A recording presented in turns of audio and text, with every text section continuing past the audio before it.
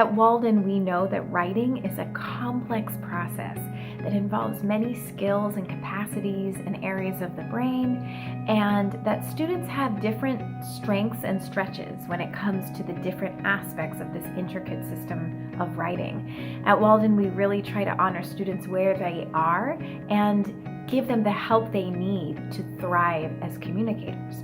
So part of the way we do that is through our strong belief in constantly providing professional development for our teachers.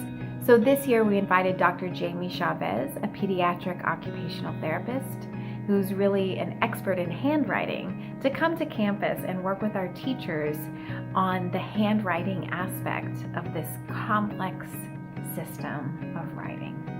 We were really thrilled to find out that our commitment to teaching handwriting is really supported by the latest brain research.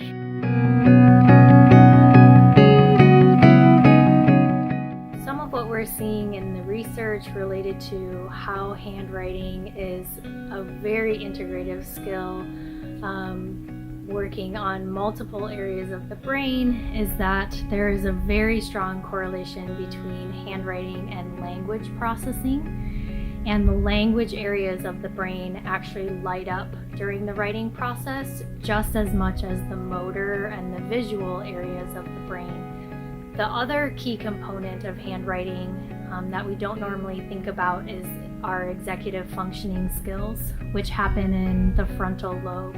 And so you really are engaging a lot of those areas of planning and sequencing and working memory that are all involved in the executive functioning part of the brain. And so you again are having the visual and motor aspects of handwriting integrated with language and executive functioning. So it really is this whole brain activity that is bringing everything together, which is going to create better learning processes across the board in children and not just specific to whether or not they can write.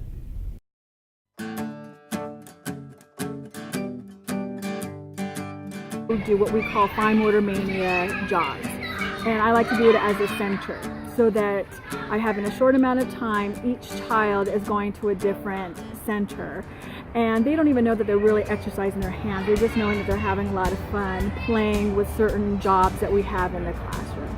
So for example, one job you'll see is very practical life, and it's very Montessori, where they have the buttons and the zippers and learning how to tie and the buckles. And we explain that this is stuff that they need to know how to do because as a K1 student, we're teaching them to be independent.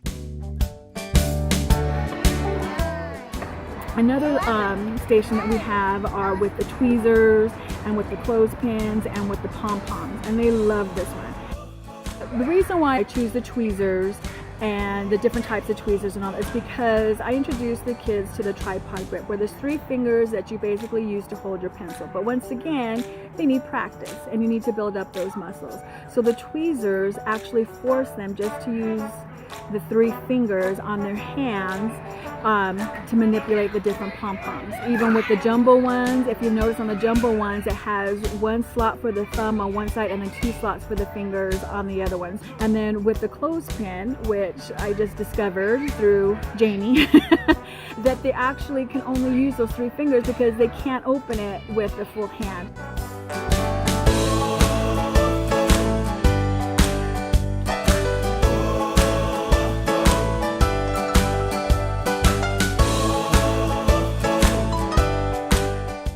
The very last station is Play-Doh. Now we're asking them to do letters, numbers, and words. And this station is always next to the word wall, so they can write out the different word wall words, or they can do their name. And it's really good, like I said, as to warm up those muscles before I'm doing a specific handwriting lesson and building that foundation so that handwriting becomes easier and easier and easier.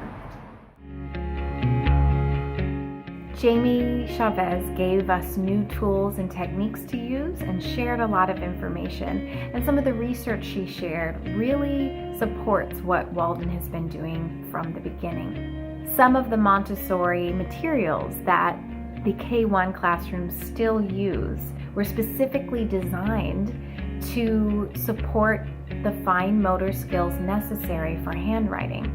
But no Montessori material is ever just for one purpose.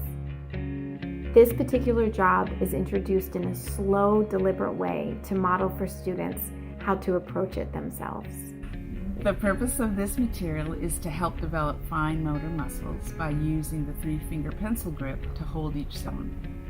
This material also helps to develop the child's attention span, and it indirectly teaches differentiation of size by height, circumference, and diameter. It also helps to develop matching skills.